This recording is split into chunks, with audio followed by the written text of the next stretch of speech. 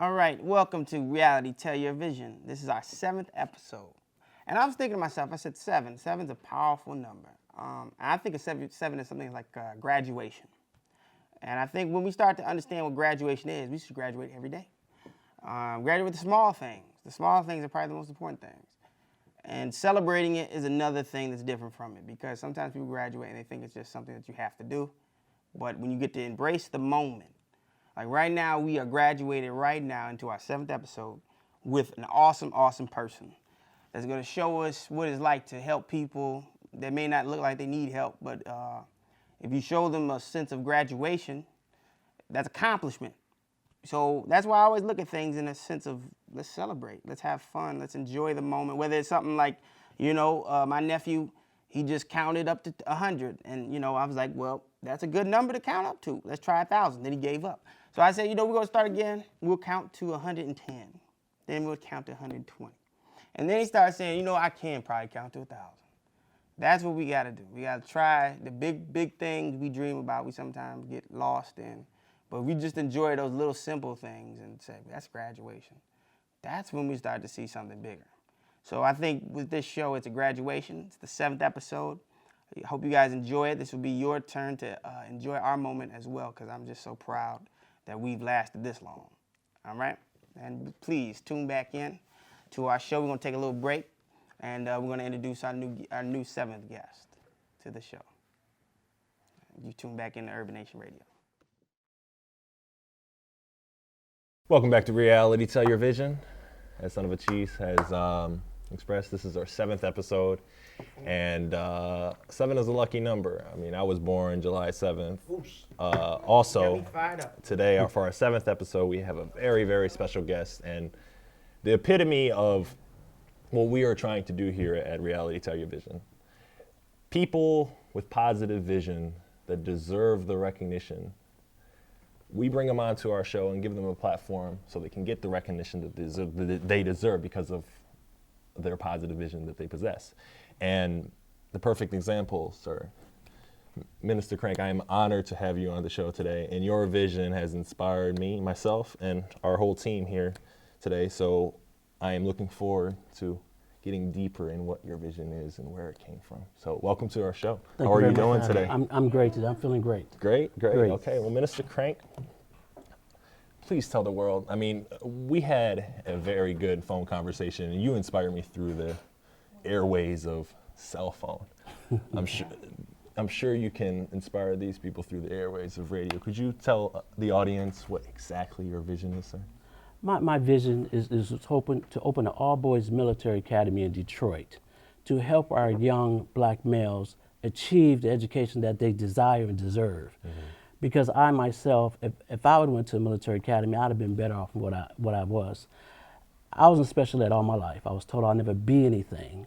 You were diagnosed with dyslexia. Dyslexia, okay. My cousin is dyslexia as well, so. And I was told I'll never be anything. And I kept being put down, laughed at, talked about. And these are what these young black men are going through right now today, being labeled. Once you're labeled, that follows you everywhere you go in life. Right. Because you feel you can't achieve, you feel you can't do it. So you feel that I can't get a good job, so I go to the streets and become a drug dealer. If you go out here and ask any of these young guys out here today, they'll tell you, I'm out here because I can't read. I'm out here because I can't fill out a job application. I'm out here because no one will give me a job. I felt them. I know how they felt because I've been in that same predicament. Matter of fact, I still am today. Wow. Still am today. Even today, I still can only read to a 5th grade level. But I graduated from Cooley High School at the age of 23 years old. And they say, due to your reading abilities, you will only be able to do certain jobs. But I made a liar out of all of them. Out of all of them. I became a police officer with General Motors. I'm a police officer at Wayne County Community College.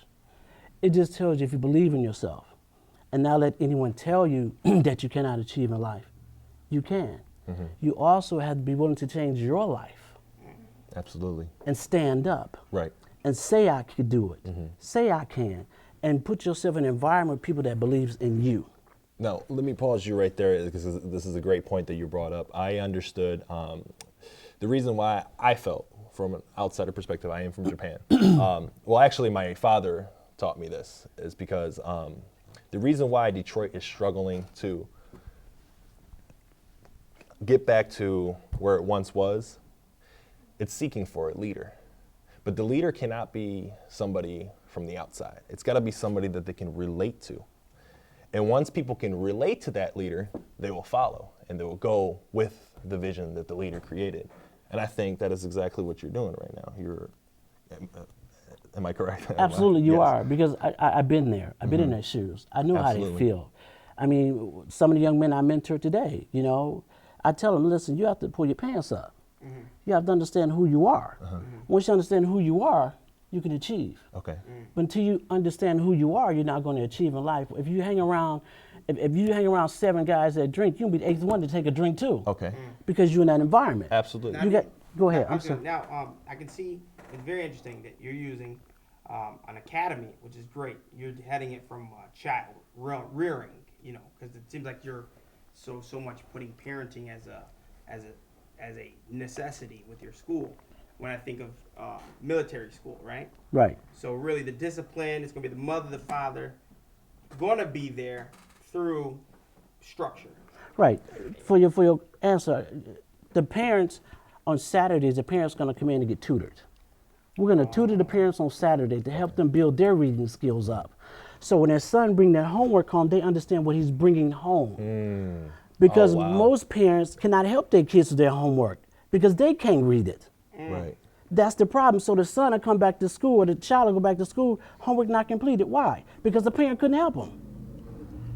So are you adding, and I want Megan to chime in too, because like I said, good to have a woman's perspective also to see exactly, because like I said, this is going to seem like, I'm not even talking about the cost, but the time you're going to be giving to this program. It seems like it's going to be over a generational time. Like it's going to have to grow with resources. And Absolutely. Because to get the parents in on this, and they have to work, it's going to be interesting to see how that can go, because it's new generation, anything's possible. Absolutely. And I think there are a lot of parents that are young enough to still want to be told new tricks. You know, though, you can't teach an old dog new tricks, but it seems like a lot of the parents are around, you know, the mid-20s, and they're still young enough to be. Well, we're not teaching them tricks.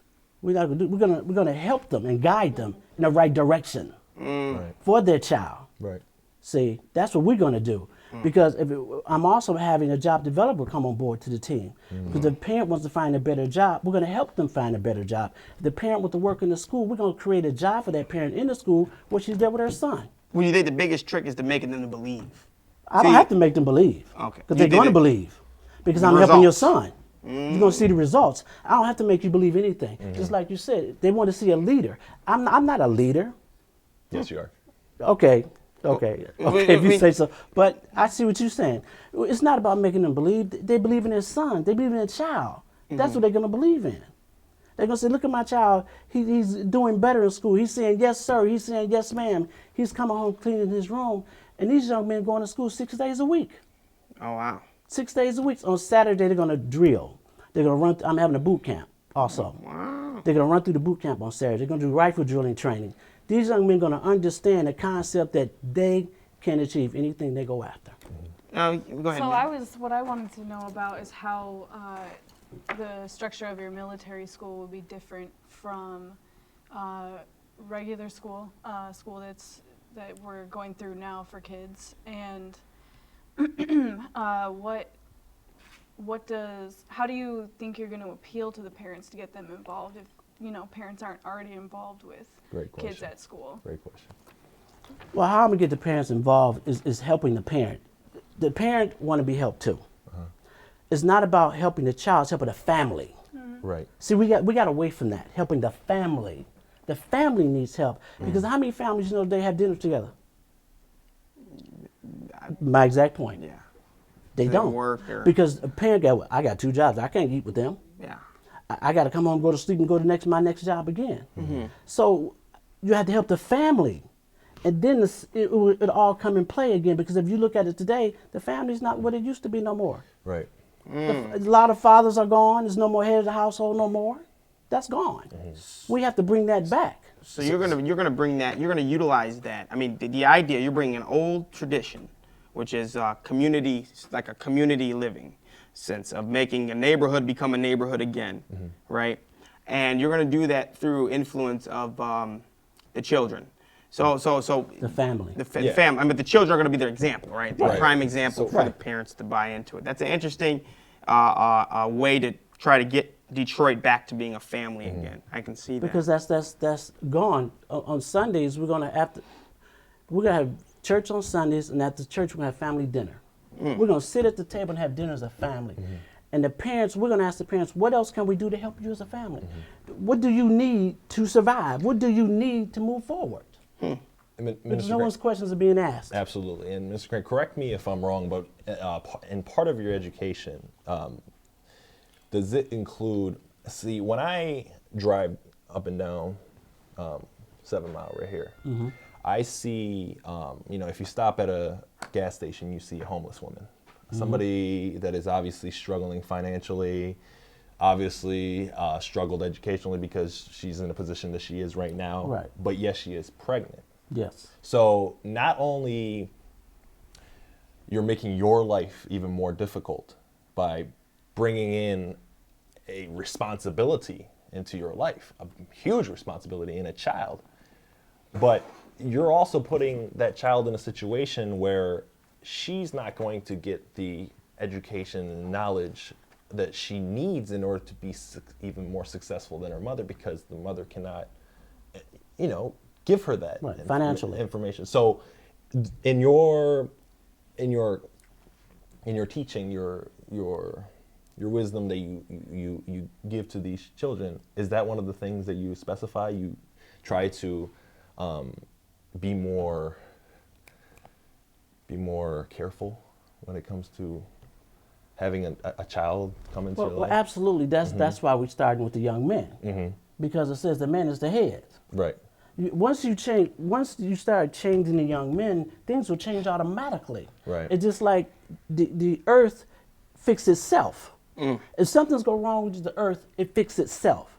And once you get into fixing the issue, it will fix itself. Okay. And we got to go after the young men, because the young man, he won't date a young lady dress half naked. He'll say, "You can't go with me like that, because I'm a young man." So wait, Megan wants to say something. Megan wants to I speak. feel like we put a lot of responsibility on just the men and not look at how we can help women with this as well. So I guess I know that sometimes it's good to be specific about things, but I wonder what you do for what you would contribute to the females, young and old, because I understand that the mission is for young men, but we can't place the blame or can't say that like you're talking about a woman who's pregnant, but understand how people actually do It's both become sides. Yeah. conceived. Why is this in your hypothetical situation? Why is this woman pregnant and on the street? Because she didn't just get pregnant by herself. So what does your program do to benefit also the opposite end, the female, the women? Well, if we have a woman that comes to us with an issue, we would definitely address it and help her and direct in the right direction to a program that can help her. But our mission at the military academy is to focus on the young men. These young men will get scholarships to go to college. These young men will learn how to do drywall, plumbing, electrical, piping. We're going to give them, they're not just going to have when they walk out of this academy, when they walk out, they're going to have three choices. They can go to college with a scholarship, or they can go to the military, or they can go to a trades program and be paid. Now, So this. Let's stop it right there. When we come back, we're going to get into those 3 points that you just made. Exactly. Yeah. This is Reality Tell Your Vision, episode 7. We'll be right back. Don't you go anywhere.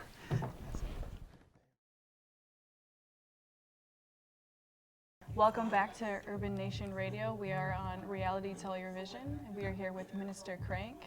And I believe we were getting into some of the details that would be sort of in your curriculum as to when the kids graduate from, or the families graduate from your military academy.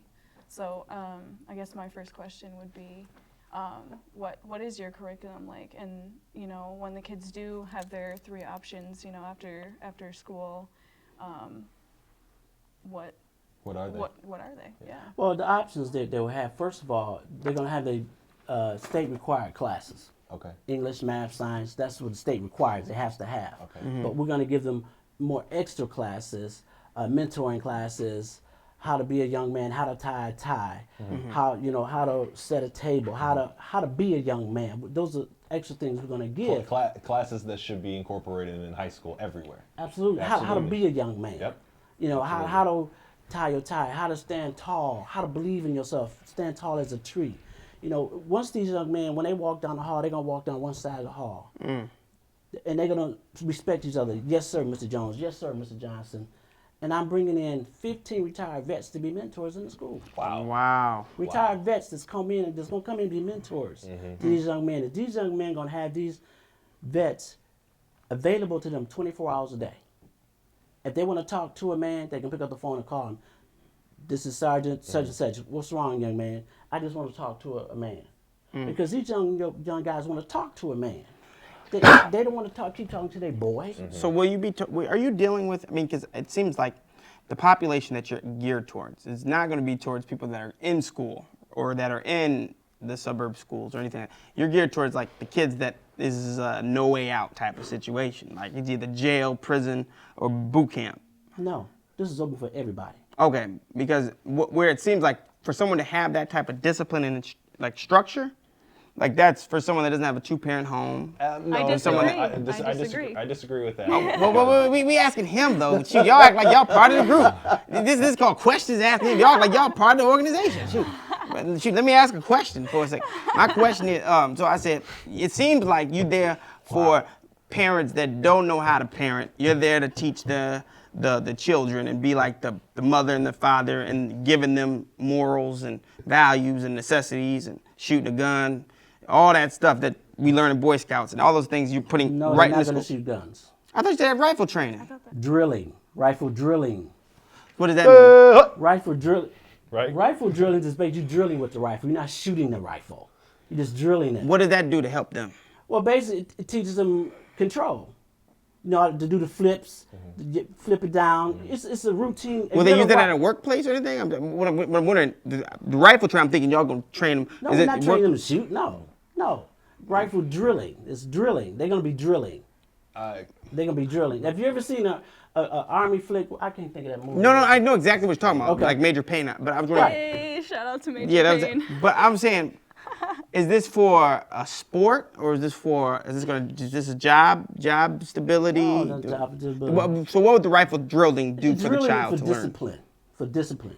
It's Oh. for discipline. And these young men are going to compete against other military academies and drilling competitions. They're not just going to drill here. We're going to take them to Ohio. We're going to take them to North Carolina to compete against other schools to show them that you can come out of your neighborhood. Let me just include something. I was born and raised in Japan, and what I found different with American school system and Japanese school system, what you're doing right now, your drill that you're orchestrating here, you're educating these kids to how to pay attention, follow direction, keep a good posture, and work as a team.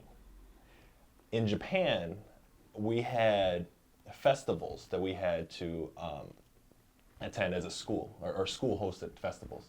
And all the parents come and sees us perform as a class. Our routine, team, oriented by class performance, kind of like a drill. Right. And I think at the time when I was growing up doing those, because I was doing stuff like flipping a pink flag and stuff. And at the time it was very embarrassing, but now that I look back at it, it taught me how to work as a team and how to pay attention to the instructor and somebody who was trying to teach you something. Well, and to and discipline I think yourself that's exactly what he's to doing. be able to do the choreography Right. of that. Right. And that's what you're doing, Right, correct? absolutely. Mm-hmm. So when they go out into the world, they're disciplined to focus listen. on their grade and get good grades in college. Because you got to be focused in college and be disciplined to get. You don't want to come say, "Hey man, let's go hang out." No man, I got to do my homework. Well, it's about having higher expectations for yourself and Absolutely. holding yourself accountable for the things that you do. Absolutely. That's what it really comes down to, I think, on both sides, male and female, But adult and especially child. as men, I think the key factor to this is the fact that he is allowing these young men to compete. See, Yeah. men are competitive. When something competitive is involved, they as in our nature, we try to strive to be the best as we can. Absolutely, and that's the nature. That's the issue of it. I mean, they might not win every competition, but they would know they went there and did the best that they could. Yep. And then they'll come back and they'll practice what? Even harder. Now, I would say, but now, let's all look at it from a very, very objective way. I would say, question: when you are doing these type of these situations, these very, very military, paramilitary type of styles, is there any creativity, the arts, because that's so important. Detroit's an art city. I mean, we got the DIA, we got music. We're always in the arts program. Yeah. Then that's something that I think talent and stuff like that, when you're dealing with them, There are a lot of art hidden talents here. is so important. This is communication arts. And I think, yeah, sorry to go ahead. interrupt, but I think a reason that, you know, sometimes you see kids not thriving or kids falling into a different direction than maybe a positive one, it's because they don't know how to express themselves. So how are we, is there any, you know, creativity, is there any self-expression incorporated in your school, or is that not important? Or is it just strict disciplinary, do as I say, not as, you know, and I mean, that's important. I mean, just saying, what do you have for them? Well, we want them to be creativity. We want them to be creative. Correct. We don't want them just to be straightforward, but the most important thing is the discipline. The discipline learning aspect is more important. Yes, we want them to be creative because when they leave and graduate off to college, So what programs do you have? I mean, programs basically is drilling programs right now. We're just putting the drilling programs in place. The No rifle arts, training. no arts. Well, we're in gonna place? have arts, crafts, stuff like that. I can bring in some teachers to teach that art and craft, drawing, just art and craft. You're gonna meet people as you grow. As I grow, I'm gonna meet people Absolutely. that's gonna come in and say, "Hey, I can show your That boys." wants to be a Matter of part of fact, your I met a vision. young lady that's gonna come in and teach them chess, how to play chess. That's cool. She said, "Minister, I want to come in and teach your boys how to play chess because that's a concentrating game. That's a focused game. That's a discipline game because you have to sit there and try to think out your strategy of your partner." So she definitely gonna come in and teach that after school program. We're gonna have martial arts in the school. We're gonna have other type of programs in the school, and we're gonna have the mentoring was really important to me for these young men to have mentors because again we go back to what 98% of our young black men in Detroit don't have fathers in their homes, or the fathers if he's not there or not in the picture period. So we want these young men to stop joining gangs that have that family figure, because when you join a gang what? Family figure. Right. That's what The you're doing. attention- So the did attention. so did discipline, because you're very concerned about that. Did you have a lot of discipline growing up in terms of someone being there to literally get you in position, or was it off of sheer will that I wasn't going to fail, or that I was going to prove the people that said that I was this way? Like you said, special ed puts a lot on people who do come from that, Right. to being always behind the game and never being put in front, right? So was it your sheer will to prove people wrong, and that came from like within to make you a spiritual person, or was it just like you said, someone just said, "Hey, I'm going to mentor you"? Well, when I was in that's school, I would act up. When the teacher asked me to read, I'll act up. I'll flip the desk over, get mad, start a fight, just to get sent to the office. So I wouldn't have to read because I couldn't read. So I would do things to strategize it. Well, if she make me read, I know what I'm going to do. I'm already in my mind set to what I'm doing. She called me. Do I read such and such, such? Boom. I go to the office. That's what I wanted to do. But I didn't realize what I was doing. I was hurting myself by doing that. But Well, and I think in some ways you were calling out for help too. absolutely, I was. I was actually calling for help. And my mother started coming up to the school. My mother would sneak up to the school and whop me, sat my head so quick. I'm like, okay, I won't do Did that that teach you again. anything? Absolutely, I'm living. No, I'm saying, did it make you not act out anymore? I mean, I acted out, but I had a mother that came, my mother said, I will come up here every day and beat your butt in the school if I have to. So that parenting worked. Absolutely it worked. But because my mother said, let me tell you one thing. No one can tell you what you can and cannot do. Wow. My mother said that. She said, no one can tell you what you can and cannot do. And from that day forth and her sneaking up to the school, You heard it here first. I Guys, changed Minister quick. Crank, some very, very important knowledge. Thank you Thank you very much. We're going to be right back. Reality Tell Your Vision. Don't you go anywhere. Welcome back to Reality Tell Your Vision. And we had a great first half convo about his dream, about his school. And now I'm going to pass it. Now it's part 2. And we're going to pass it on to... Right, we're talking about the 3 options that he has when Give it to him. Give him the 3 options. Can I interrupt with a question? Oh, she going to interrupt? Okay, go Okay. right. Cool. We do everything on this show. Yeah, we do. Well, Well, what I wanted to ask you, Minister, is what turned you around? What did you see? What happened? What words? What inspired you to better yourself, to believe in who you are and push forward? What gave you a positive outlook on who you are and what you want to do? What turned my life around? I really had to go die and be woken up again. I had to literally die. When I was a drug dealer, I wanted to get out the game. I didn't want to do it anymore. I went to the guys working for. I said, man, I don't want to do this no more. I'm in my 30s. I'm tired. I don't go to jail. A lot of my friends got killed around me. I'm tired. He said, what do you mean, Crankshaft? You making money? You doing this? You doing that? I said, man, I'm done. I don't want to do it no more. I called all the people up there that worked for me. We went out to the bar. I brought everybody around to drink. I said, man, I'm done. I'm out the game. And as I was at the bar, someone said, Crank. I turned around and you slipped my throat. You can zoom Slit that my in throat. too. And look, that's... Slipped my throat. And I was rushing in before the hospital. They called my family, they called my mother. The doctor came out the back and said, you know what, your son not gonna make it through the night because he lost too much blood. We can't keep it closed. We tried stitching, we tried stapling. And as I laid there on the table, as I laid there on the operating table, and when people tell me they seen the light, I believe them. Because I got up out of my body and I watched them work on me. Oh, that's beautiful. That's awesome. I watched them work on me on the operating table, and I turned to the left, and I seen that light, and I started walking. And I started walking. As I got there, I was fighting. I said, God, I'm not ready to die yet. I want to go to school. I want to do this. I want to do that. But those same exact things I was saying, I wasn't saying it in the streets. All I thought about was making money. And as I got there, I got closer, and I got closer, and I got closer. I seen a vision of a man with his arms out, saying, just come to Dwight. Just come, let go. I let go. I went there, he hugged me, said, I'm sending you back, it's not your time. I went back and laid back down and woke up in intensive care 6 weeks later. Wow. And my mother came in there and said to me, you need to get your butt in church, and that's what I did. And I became a minister and changed my life. Instantly, I changed my life. My wife who was sitting over there was at my ordainment when I got ordained as a minister. And I swore that I would change my life and change people's lives out here. Absolutely. Wow. And that's why I'm opening this military academy, to help these young men out here in the street not to end up where I ended up at.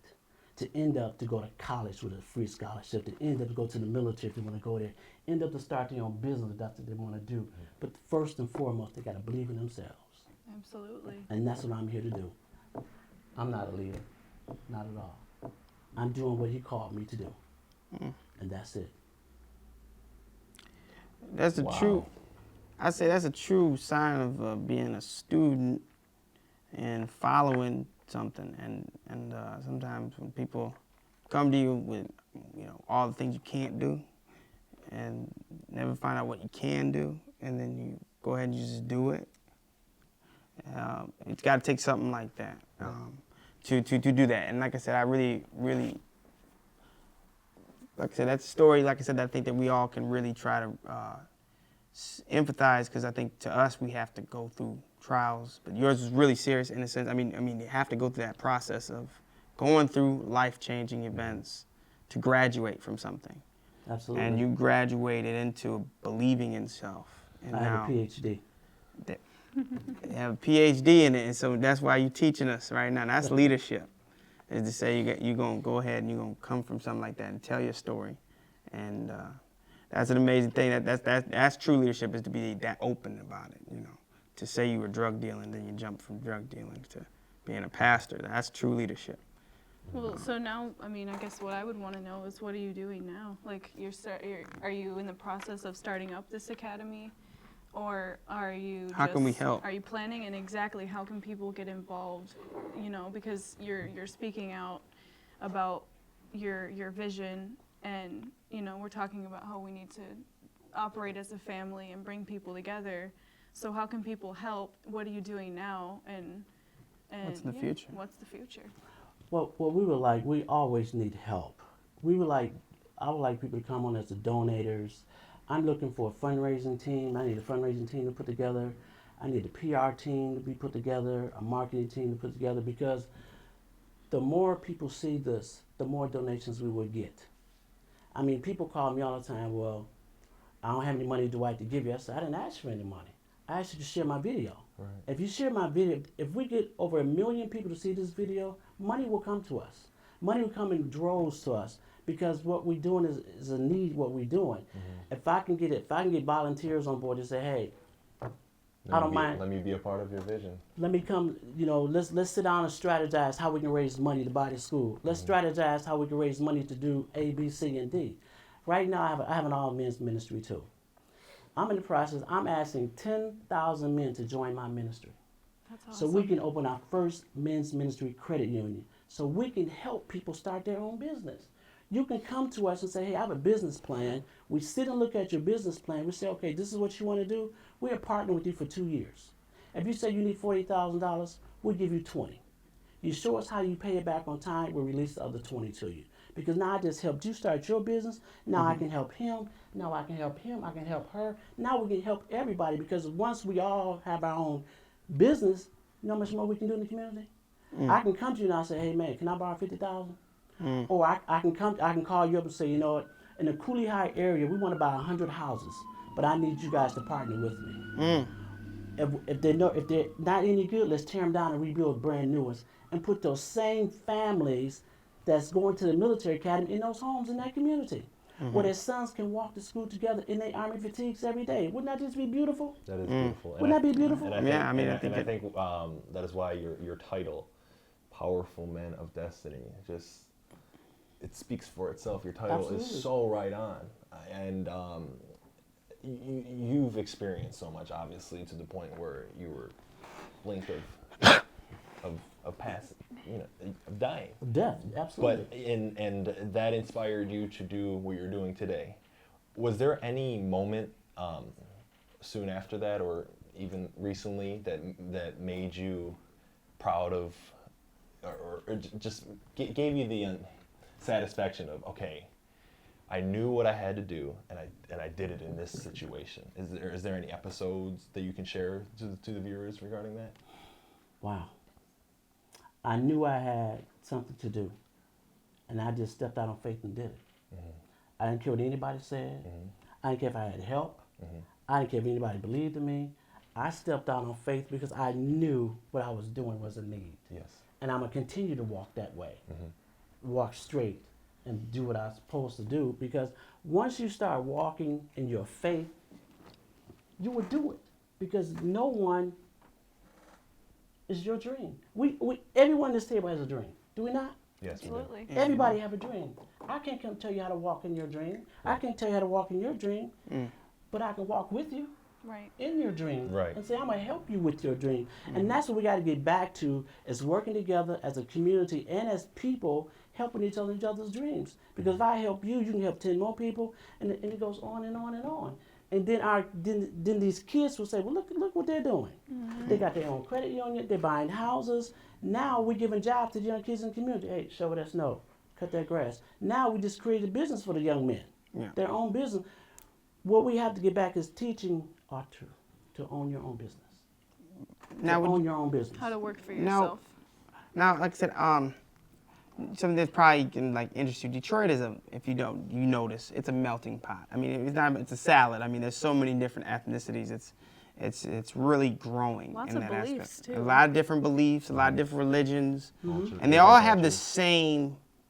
same values. They all have the same ideology in terms of love and health and all those key things that I think our religions, they have in that. You know what I mean? They have a message that resonates with people that comes from a pure place. And so now we know that, and we deal with it. To pigeonhole it, do you think, to leave it to a certain color or a certain race or certain gender or certain, you think that's sort of counterproductive in a sense? Because if you're looking at it from a spiritual position, then everybody's everybody, right? You know, everybody's spiritual is very versatile. It's animals got spirits, you know, ants, crickets, all of it, you know. And so, and then we look at Earth as a whole spirit, right? A universe. We're unified, one. That's where you seem like you're going to, because when you embrace that type of love, then you get to do what you just said. You die and you come back. And color wasn't thinking about it. You being a man wasn't being there, right? You wasn't like, I'm a black man, this, I can't. It wasn't no I can'ts going on. It was, man, I could do this, and this. So all those barriers disappeared, right? And that life or death situation, because you can be, man, because how you know, people think, like, man, I could just go die because, you know what? I'm a black man, I ain't got no job, we ain't doing drugs, but you named everything you can to survive. Now, that's pretty interesting because people go everything to get to death, right? I'm gonna be a drug dealer, I'm gonna cheat, I'm gonna do this, and that gets you into this life or death situation. And right then and there, you didn't think of black, you didn't think of male, you didn't think of any of that stuff. You thought of, man, I can, and I will do it by any means because I want to, because there's a purpose to this whole matrix we're living. I believe in it. Right, but your actions spoke differently. Right. So with that, if we get to if we go to the deep ends of what you came from, was from a spiritual place, right? You weren't thinking, oh shoot, Jesus is gonna catch me. Oh shoot, you know, I did my 5 Hail Marys and everything, you know what I'm saying? Whatever the Catholics do. You just said, man, I got a purpose and I believe in self and I believe that black didn't come there, man didn't come there, none of that came. So I'm saying, isn't that what your goal is? And because I think that's the only way your people are really, the group that you're trying to get is really going to grow from that. I mean, I don't know if that is, because when I talk back to you, the barriers come back in a sense where you're a black man, you got to have discipline, you know, you go back to reality. It sounds if I was a young kid that wanted to be inspired, I was just, because this all takes the kid, like, I don't want to join that. I'm going to be honest, the kid be like, man, what? You gonna have me doing what? 100 sit-ups a day and do all this? You know what I'm saying? Like, I'm just saying, kids, last thing they really want to do is go into a system. You know what I mean? Because systems done them wrong. That's right. System have done. You're right. Absolutely. And so I'm going into another system. When you just said to me, man, you came from such a deep place. You went to look at the scar and look at the wounds, look at the battle stuff to make me say, F all of the barriers. I'm gonna do it because I need to do it, because I see a purpose, because I want to do it. And so that's why it seems like doing it in a way where I'm thinking, hey, did he really, or does he think the barriers are really gonna help him, or was it what was holding him back? So that's what I'm just asking you. And I love exactly what you just said. And I can compare this with music. There are artists who become legends and because of what they do.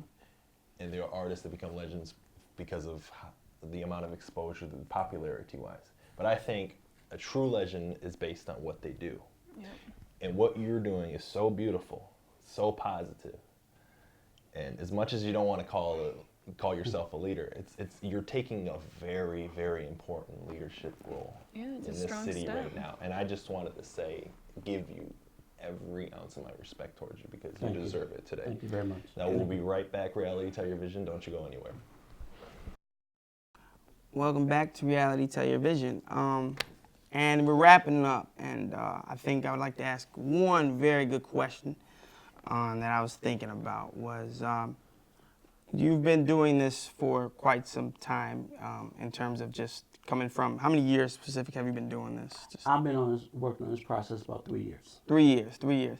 And I was going to say, getting to this point on a 3-year journey, you're heading towards some type of completion, I can see, because you got a lot of great ideas and you seem like you have a strong wife standing next to you. And that's absolutely, that's very important. Yes, it is, to have a helpmate standing beside you in anything, because that's what we always need, a helpmate, always. So That's we clapping over there. Okay. You So hearing the this? question is for somebody that's young, and let's say they have something just like that, just like that sense of trying to build their own neighborhood up. What would you say the first steps or the steps of building that ground for them if they don't have the money or the means? What's the first thing that you think they should start to start their journey of the 3 years you've started? What would be like a formula you got for them? The first step is, first of all, believing in yourself. That's number one. Two, writing a business plan. Two, and surrounding yourself with people that believe in your dream and start connecting with people that's doing it. Yep, that's important. That's important because they will tell you their mistakes, where you don't have to make those mistakes. They would say, well, better yet, let's partner together. Because when there's more people, things can happen more. There's power in numbers. That answer that, man. Go ahead, Meg. He done answered mine with a power. He ended that with a kiss right there. So I don't feel like we got to talk about families enough, but I just wanted to know that, you do have a family, and I believe you have a child or some children? Yes, I have a daughter. She's 21. She's going to Grand Valley State University. All right. Wow. Let's go. Lakers. Grand Valley, they don't play. So what would be something that might inspire people to, start respecting the family a little bit more? Like, what are we missing, and what do you do? How do you practice being in a family? Well, is that time is important. Time is important to spend with a family and doing things as a family. A family that prays together stays together. And that's what some families have to get back to. Just spending that time with the children, being there for them, and just understanding that, and tell your children they can do anything they put their mind to. Because I believe in you. Because the child wants the parent to believe in them first. Absolutely. If the parent don't believe in the child, okay, I can't do You it. don't believe in your child, you don't believe in yourself. right? 'Cause Absolutely. You made a child. Absolutely, I believe they need absolutely. to bring that TV show, Family Matters and Huxtables. Those TV shows really do help, Fresh Prince of Bel-Air, all those good shows. Because like I said, that made it seem fun to have a family. Now it seems like it's going to be over with. Great point, Chief. And I would like to conclude it with this, Mr. Crank. You've accomplished so much. You went through so much. Yes, I have. Ups and downs. You have a very incredible story in your book called Minister Crank's Life. Wow. And I would like to say, what do you wish the ending is like? What do you want to accomplish? At the end of the day, when you reflect on your life and you say, I accomplished this, this, and this, so I am proud of myself, what are some of those things that you would like to accomplish in order for you to get the most satisfaction out of your life? The legacy I would like to leave, that I helped people, that I stood beside you, that I pushed you to the limit that you never thought you can go. I was there for you, and to people to understand that they have to believe in themselves. That's first and foremost, and have faith that you can do anything that you put your mind to. If you had to label that in one word, a person who leaves a legacy, what would you guys say? I mean, I have one word popped in my head. I think that's a legend. You truly are a legend for leaving a positive legacy to the generation that comes after you. I think that's what a legend does. I say my one word is, it's 2 words, but you can put it in one connection. Real model. Real model. Not a role model, we want a real model. Yeah. A real model, okay. I mean, I don't have words. I would just say my parents. Absolutely, 100%. Having my parents. I mean, I don't think you need both, but I think having somebody who was there to guide you through your life Absolutely. is absolutely important. For me, it was definitely my parents. So you can call them guardians or something Yeah. like that. Guardian angel or something. Okay. Now, Minister Crank, if you can give the audience, I'm sure there's so many people out there who are inspired by your story and want to be a part of your vision. How can they contact you? What do they need to look up to? You can go to my website. I think it's on your phone right there, my You can website. put on our page too. Okay, you can go to their page and look up my website. My phone number is 248-327-7018. And just call me, say, hey, you saw me, you want to come out and help. But again, I'm looking for people to come on board, to be volunteers, to help raise funds, to buy the school, to help raise funds, to do fundraisers. Your Facebook and Instagram? Yes, I'm on Facebook. I'm on Dwight Crank, Powerful Men of Destiny at Facebook. Powerful Men of Destiny, look that up. Powerful Men of Destiny, you can look me up on that. My phone number, address, my email. Everything's on there. Everything is on my page that you can find. But please, I definitely need volunteers to come on board to push this thing faster and get it moving. And I just want to thank you guys out here for listening to my story and helping me. Thank you so much for coming on. Oh, and I have a men's. My men's ministry is Powerful Men of Destinies in my office in Southfield. I do consultations, anything you need. I'm also working on a big project for men, opening the first all men's ministry credit union. Oh, look. I need 10,000 men to go to my website and join. And just donate $30. It only takes 500 people to open a credit union. That's it. And $240,000. You got bad credit too. You have no credit at all. We don't care about you have credit in our credit union because we're going on your business plan. We're not going on your personal credit. Okay. See, The government ain't going to, they ran my credit a couple times. It wasn't working. well, they probably come get Shut me me. down And, 3 and times. give them your website. My website is Powerful Men of Destiny, outreach.org. Okay. You can come to my website, email me, call me, 248-327-7018. God bless you. And please, I look forward to meeting you guys. Thank you very much. Thank you so much, Minister Crank, for coming on to our show. Thank you. Thank you, everybody. Everybody pretend you cut Give it up for the camera crew from Wayne State University. They came to our show. 7th episode comes to a conclusion. We done graduated. Okay. All right. Next Thursday, same time, 7 o'clock. 7 o'clock. Reality, tell your vision, tell your friends.